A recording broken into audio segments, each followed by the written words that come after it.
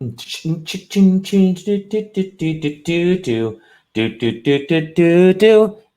time for Delicious. That's Delicious with yours truly, Dalibor, and nobody else. Thank you, everybody, And awake for joining. Eliana. And Eliana is awake today. Hey, everybody, welcome to That's Delicious. I'm Dalibor. I'm This is Ellie, Ellie. who is much more awake. Much more. Let me slide it over this way so it's between us. She's actually awake today, everybody. That's amazing. We had a water balloon fight earlier. Yes, we had a water balloon fight earlier. Yesterday, we had one of our highest viewed shows, and she slept through all of it. Unbelievable. Unreal. Yes, exactly. Head slap. Anyway. Facepalm. Anyways. All right, we're going to get started here. Today is May 26th. 2020. 2020. Or as we like to call it, Tuesday. I think it is Tuesday, isn't it? It's Tuesday in some month. I have no idea what month it is. A big giant thank you to the Big Shot VIPs. We have a new Big Shot VIP this month as well, Brian Ambrosi. You saw Brian voting yesterday like crazy for the bulk in the food, the good Macedonian food. And we're gonna. Brian is like me. Brian knows our food choices. Is that the Brian you made in someone last your life? No, it's not. No. Oh. And again, also Ryan. Thank you, Ryan. Thank you, Jordan. You guys are awesome. You two can be one of our Big Shot VIPs if you'd like. Just by going to patreon.com/Dalibor. You help us get equipment and paying for hosting for the videos and all that fun stuff. Today, we have a very, very special guest. Are you ready, Ellie? Mm-hmm. Do you know who the guest is? Yes, I do. The guest is you. Just kidding. The guest is that lovely young man on the right. Everybody knows him. Most people know him. Somebody knows him. I think his wife knows him. Tony, my brother, Tony Dimovski. Tony, how's it going? Hey, how you doing? That's the last time you were taller than me. Yeah, exactly. That's also the last time I was heavier than you. So, hey, it's going to be a long show of us just battling back and forth. Ellie, say hi to Ajo. Hi. Ajo means uncle. I know. Okay, good. Hi, Ellie. Hi. So we're going to have, you're right away. You keep sliding it over on purpose, or you keep sliding yourself over? This is the first time you're actually like into like the episode. Good. We decided to have Tony on for funsies. We thought it'd be good to check in with my brother, who I haven't seen in like, God, a day. I think it's been a day. Saw you Saturday. It's been a day. I think it's been a day. We had some breakfast burek, some zilnik at the Yelitsa's house yesterday. Anyway, so we figured let's get Tony on to talk a little bit about all the fun stuff that he's been doing on because he's been working on. Because Tony actually works from home more often than I do, more than you do. You never work from home. Get it? But figured we'd get you on the show, talk a little bit about, okay, there you go, much better. Talk a little bit about some of the game stuff, some of the other things that you've been doing. Maybe we can tell some fun stories over the next 20 minutes here and then have a general good time. It's a good time, party time Tuesday. You're going to tell the Superman story, right? Okay. All right. I better start off with, first of all, how you doing, Tony? I'm good. How are you? We are good. You're in the Tony cave right there, aren't you? Yeah. It's been a long day of watching mom and dad's grandkids. It's been there you go. Did you hear that? That was good. I don't know if she gets the joke yet, but she will when she's older. Ellie wants to hear the Superman story, so I'll tell the Superman story. When we were younger, we watched Superman one night, and I thought I could fly like Superman. So I put a blanket around me. Remember that, Tony? Wrapped a blanket around me. We lined up all the chairs in the basement, in Bob Bandito's basement, the grandparents' basement. They're folding chairs, stackable chairs. And Tony's kind of sitting in the middle watching me. And I turned to Tony and I said, watch this, Tony. Bato, meaning big brother, is going to fly. And he's like, okay. We were about Cass and Vinny's age, somewhere around there. 5 and 3. 3 or 4. Yeah, 3, 4, 5, 6, somewhere around there. So I get up on that first chair and I start running across thinking I was going to fly because I had that cape. And ran all the way across, and I jumped off. I think I went like 6 feet and landed face first on the ground. Maybe that would have been a good stretch if I went off the full 6 feet and got up and just crying like crazy. And Tony's just staring at me. Yeah. And I turned to Tony, and he's like, Bato. And I go, Tony, Plachi, cry. Tony, cry. Your brother killed himself. I didn't cry. And Tony's like, Oh, I guess I should cry. And that was mom and dad. Mom and dad found out which one, Yeah, I had brain damage after that. So we're gonna have maybe a few more stories like that throughout the rest of the show. So tell me a little bit about, and I'm gonna bring up the logo right here. A little bit about the paper robot. Yeah, I make games for phones and for PC, mostly for phones. Yeah. And I pretty much sit at the computer and I do that all day. You sit at the computer and you do that all day. Yeah. What kind of games? What kind of things do you make? Mostly casual now. Okay. I have a publisher, right? So I work directly with them usually. Okay. All right. So a lot of times you'll work. Yep. Is that the right address, by the way, the web address there? Yeah, you spelled it right. Yeah. There you go. Yeah. I have a question. Go for it, sweetie. How did you get the name the paper robot? When me and your dad were little, and your Baba and Dido stopped buying us toys because your dad kept breaking them, we had to make our own little toys. So we would make little paper transformers, and we had a whole box full. Mm-hmm. And so that's what we did. We just made little paper robots all the time. So when armies of these things, we probably had like 100 of them. When I changed the name of my company, that's what I went with because it just sounded better. Whereas my previous name was Cocky Culture, which was cool if I was a T-shirt brand in 2004, but I'm not. So which you invested in all those affliction brands, so it's good. I'd still wear them if they fit. So there you go. Now you know why.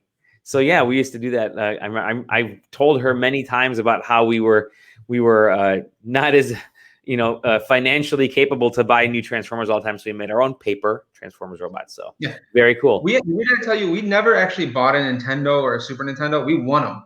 We got the first one for Nintendo. We got as a gift. Yeah, and then the Super Nintendo we won from Meyer. Yeah, and you won it. I won from Meyer.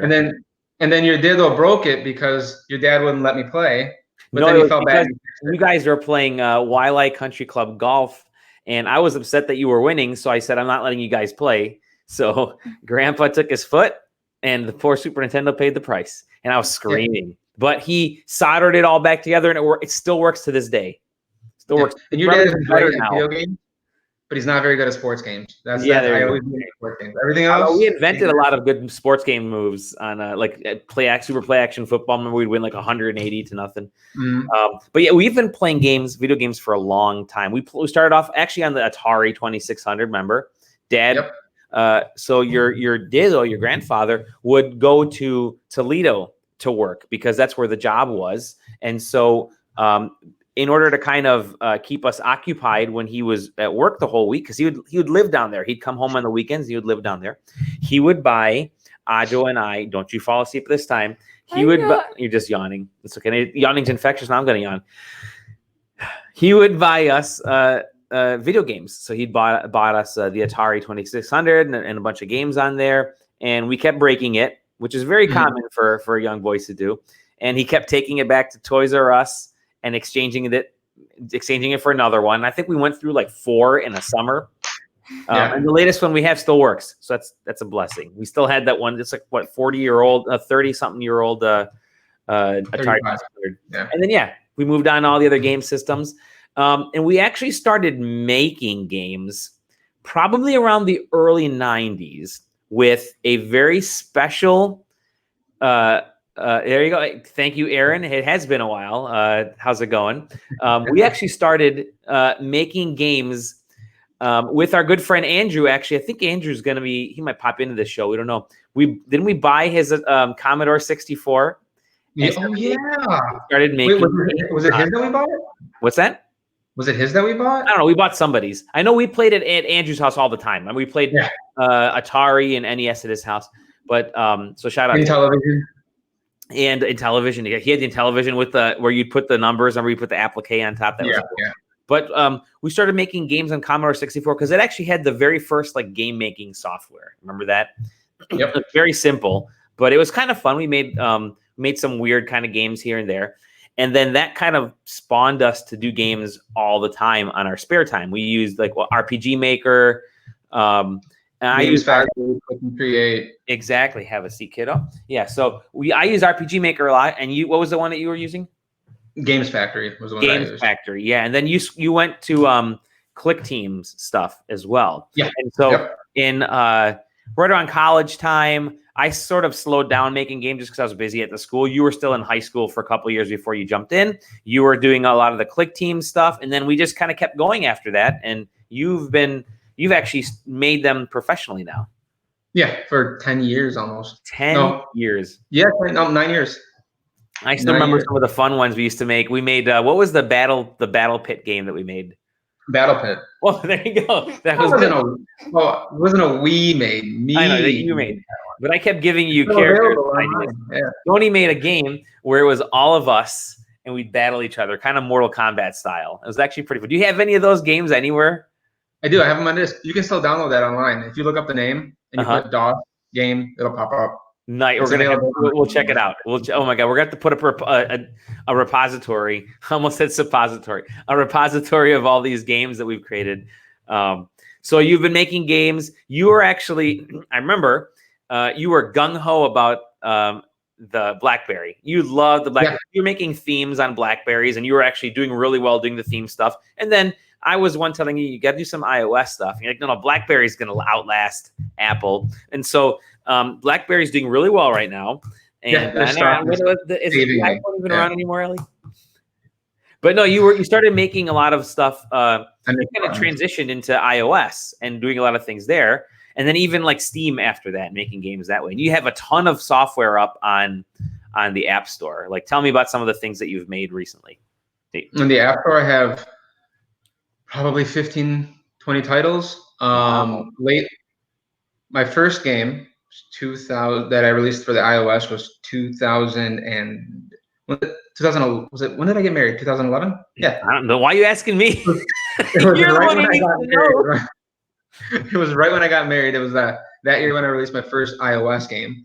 And then I remember, because I think you remember, because I released it and then I forgot about it. And then I updated it like 2 weeks later, and it was number 5 on the charts. And you updated it, you made it free. You actually made it free. No, and it was getting like 100-something thousand downloads a day, all that good stuff. So that was my first one. Dan. And then I released a bunch of other ones, and then I spent 2 years on a PC title, which is on Steam, called Room 13. That was on a Humble Bundle and some other places. It was pretty cool. And then now I'm working with a publisher called Lion Studios I think they're out of like Vancouver. But they're cool. They're one of the top mobile publishers, and we just develop games and we test out, it's a business, so we got to make sure it's worthwhile. And some prototypes move forward, some don't. And right now, I think most of them are still available, but the last 5 or 6 games I've released have been through them. Nice. So you have to put a list together. I'm working on a few more. Cool. I can't talk about them, but I'm working on them. Of course. Yeah, when you're making the next Madden game, I understand. Yeah. It's Fortnite. It's Fortnite. He's making Fortnite too. What software are you using right now? Unity. So you've kind of transitioned on to Unity now. Brian, who's watched yesterday, is actually a Unity rep as well. And I follow him on Twitter. He's a good guy. He's a good dude. So you're using Unity. Feel free to jump in with any questions. I don't want to do all the talking because I know you're always kind of curious about how games are made. Why don't you ask a question about something? Ask this. How long does it take to make a game? Well, the one that made me the most money took me about a week and a half, and other ones that was it that one that you ended up making free? Yeah, that took me about a week and a half on it. And then other ones have taken me a couple. My biggest one took me about 2 years, and that was the one for the PC, for the computer. Room 13. You're still too little to play that one, but so let's see what's going on. But yeah, so that's mostly they take anywhere from idea to trying it out online about a month, maybe. And that's when we test it to see how it's received. So about a month, 4 weeks is safe. Okay. I can make it. I mean, I made one last month in about 4 days, just to kill some time. Kind of killing some time and playing some stuff. Where do you get the ideas from? If it's just for myself, it's just things you think about. If it's with my publisher, we kind of bounce back and forth. They'll have an idea, I build on it, and we go back and forth. And they know what works and what doesn't work. Mm-hmm. So it's really nice having somebody that can kind of tell me like that's a stupid idea, don't do that. Yeah, that's what she tells me. That's a stupid idea. They're like shaving your beard. Like shaving my beard. Yes, I lost 10 years of age shaving my beard. So there you go. He's been growing his beard out the whole time too. Mm-hmm. So what's your ultimate dream, like gaming wise, from the industry standpoint? What's your ultimate dream? So we've been to E3, and you actually got I remember way back in the day, like 6 years ago, we actually went around E3. You were doing some stuff. Obviously, I'm on the journalism side, and then you're on sort of the dev and pub side, and you were meeting a lot of different folks. So you've been to E3, you've been to other shows. What's kind of your game industry dream? To release on console, because I've done everything else. So I've done PC, I've done mobile. So I just want to release on console. Maybe show it a trade, but I mean that's not what it used to be. Kind of going away when you see what E3 is like. Well, this summer especially, I'm getting press invites to watch live streams from now until end of August. So that's what it is. Yeah. I just want to release a console game that Ellie can download and play on the Nintendo Switch. That's my goal. A lot of fun, right, Ellie? So she's excited. Yeah, she plays a lot of the games on the on iOS that you've put out. So we have a whole dedicated folder to Uncle Tony's games. That's always. I've deleted most of them. Ellie, they're not that good. You should he deleted them off his phone. He still plays the Boots game, the Bounce Boots. But okay, so you get this time. How involved is everybody else like around you, like family? Do they give you ideas? Do you get to do you test out the games on family members or the boys? The kids will play them. We have slow internet. We have slow internet. Yeah. If the kids play them and they play it more than once, because my oldest will tell me if a game is bad. I don't tell them it's mine. He'll tell me like this is a bad game. I don't like it. So that's really the end of it. Okay. Mostly it's do you ever get any of me? Well, yeah, but see that you and the kids I think are okay. I can't even share most of what I'm working on right now because it's all under NDAs. So I can't even really get out. Asked if you got any ideas from her, like just from her head. Well, then she would get, and if it did good, she'd have the most amazing birthday presents. There you go. So, in other words, no, you did not get any good. No, just kidding. Maybe you can pitch some ideas to Uncle Tony. Maybe. All right. So you sit at home on your computer working. You work on a laptop or desktop or a little bit of laptop, PC and a Mac.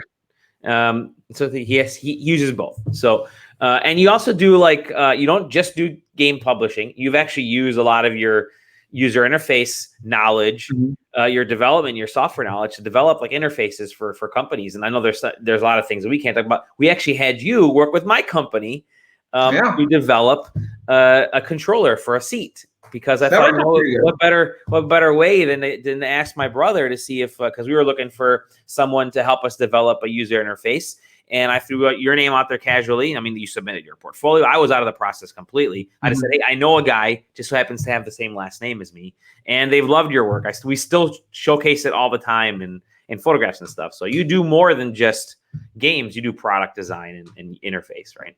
Yeah, I still do that. I mean, that's probably 60, 70% of my time. 30% is user interface or product design, product development. I do a lot, like that project. I do that. I do a lot of work for just a lot of mobile controls designs.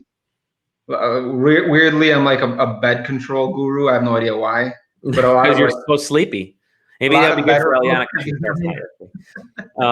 So how many projects at a time are you usually working on? Right now I'm at 2.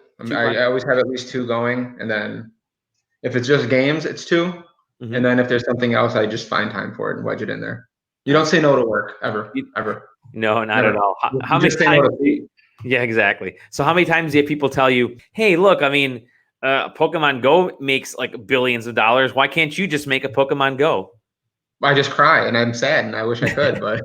Dan says, will we ever see Pocket Ninjas 2? Yes. Breaking news. It's actually the only title, because of my contracts, that I can release, and it's 100% mine. That wouldn't become somebody else's. So yeah, that'll happen. It's the only IP. Just continually make these crazier and crazier. So yes.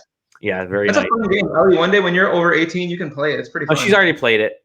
She's sliced off ninjas' heads, which is pretty fun. No, I'm gonna make a sequel. Yeah, it's good. It's good. But it'll just be a cash grab. Just so you know. I mean, it was fun. I remember the whole story. You had a few people because you were there kind of early enough in the App Store with the games, and I remember we were talking to a friend of ours, Ben. Oh, actually, I was talking to a friend of mine or an acquaintance, Ben Strauss, over at one, I think, Industry Gamers when he was over there, and your app, you were selling it for like $2.99, and you were doing okay, and then all of a sudden you took it off, and you learned a trick, which was make it free, and because of the way the App Store was working back then, people started downloading it in mass, and then it bumped it up the rankings, and all of a sudden you went from like, I think I was ranked number 3 in the world on like scores and stuff and Pocket Ninjas, and then I dropped down within like a week. Actually, it was more like 3 days. I dropped down to like 280,000. I'm like, whoa, what happened there? What happened? I remember because I released it for free, and it was getting downloaded, I think 200 times every couple of days. It wasn't a big deal, but it was money.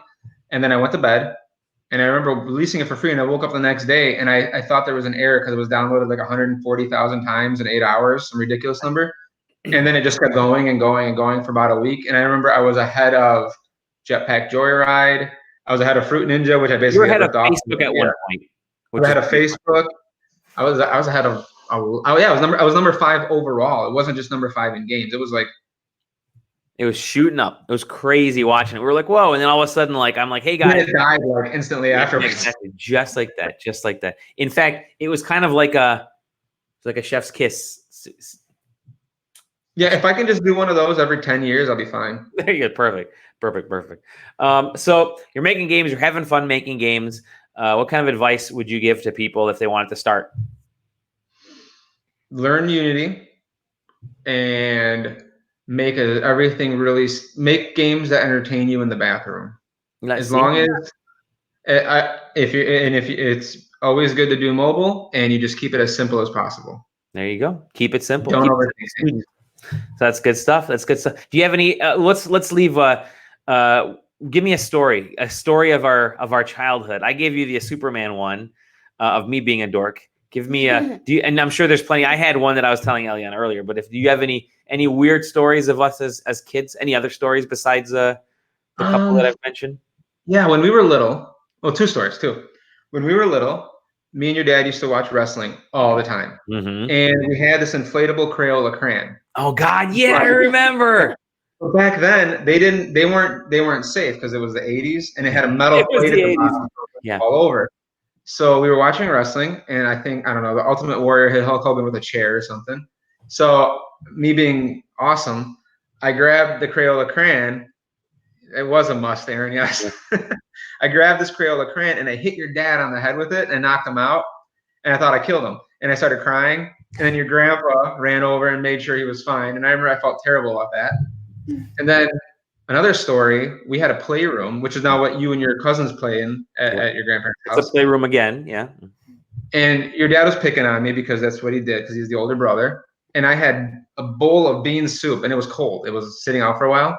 And he was saying something, and I just said, okay. And I spilled the bean soup in my lap and pretended it burned me. And I started screaming so your grandpa would come in. And I told him that your dad spilled it on me just to get him in trouble. It was cold. It was tough chikadavcha, Ellie. It was I still remember that room is infamous for our stupid stories because one day I think our parents went out for we were just kind of looking at, because the boys yesterday, we marveled at how long their hair was, right? A lot of us have grown our hair out. I mean, obviously yours is doubled in length. Your hair gets thicker too. It's hard to hide. I was telling Ellie, I used to have this great big widow's peak, and thanks to age, there's been like an avalanche, and the glacier has been receding. But no, we were talking about hair, and like yours. And when I was Ellie's age, and you were probably Cass's age, so they were like maybe 10 and 5, 6, somewhere around that age. I thought it'd be great if I gave you a haircut. And because we used to see how the barbers would give haircuts, they would just grab hair and chop it. Grab hair, chop it. Grab hair, at least till like a 7, 8, 9, 10-year-old, that's what they did. So I grabbed Uncle Tony's hair and just kind of chopped all the way around and grandparents came home. So good. Yeah. Oh man. Yeah. He used to look like Super Saiyan Trunks. He looked a lot worse than that. He looked like he had stuck his finger in yeah, Tony looked like he stuck his finger in a socket, except chunks of hair were missing. And he's like, Mom, Dad, look at the haircut I got. Yeah, he never recovered. No. Your dad wasn't nice to me when we were little, Ellie. He used to feed me flies when I would fall asleep. Shh, that was great fun. That was not fun at all. You should tell a Ouija board story. No, we'll tell the Ouija board story another time because we're actually running out of time right now. But do you want to give any links or any place people can find you? Go to the App Store, look or thepaperrobot.com. Go to the App Store, look me up because it's not on the website yet, and download Mission Rescue. That was just released today in testing. So that's a cool one where all you do is jump over stuff and you're like a super spy. So that was just released. So it might not even be in the queue yet. It literally just came out this morning. All right, so we're gonna check out Mission Rescue, and again, it's paperrobot.com. Mission Impossible, but it's totally not copyright infringement. Not at all. It happens to look like it. That's all. Possible mission. No, Mission Rescue. Check it out. We'll check it out again. You can check out thepaperrobot.com. Tony, thanks for joining us. All right, bye, Ellie. I gotta go put your cousins to bed now. Bye. We'll see you, Tony. See ya. I'll see you. Bye. All right, that was a lot of fun. You learned a lot about that guy right there. Look how handsome we were. Whoo! We had our pockets that were out of our, they're inside out. It was great. Varsity. What was I wearing back then? We had great glasses too. Good Lord. Anyways, that was Tony. You can find him online. He makes a lot of games. Very cool. Hey, it's time for Eliana's joke of the day. Do you have a joke, Ellie? What does a baby computer call its father? What does a baby computer call its father? Data. Data. Brian, you just missed it, by the way. He said he uses Unity. So we'll chat. Yeah, bye, Aaron. So data, I like that. That was really good, Ellie. This has been Eliana's joke of the day. Now, the Macklish word of the day. For those who don't know, the Macklish word is stuff that our parents said growing up, even today, where they were jumbling words around. Ellie, click the button. Let's see what that word is. Anyways. No. Anyways. I was driving one day to work and there was a song on the radio. Anyways. This has been That's Delicious. Thank you, everybody. We may or may not have a show tomorrow. We'll see. The weather's been fantastic. We've been enjoying it. If anything, it may be a short show. We'll figure it out. We love you, everyone. We will, see, everyone's giggling at your jokes because your jokes are really funny. Yes, he does design games. Yep. We'll see everybody. We love you. Take care. We'll see you on the next episode of That's Delicious. That's Delicious. Adios. Bye. Bye.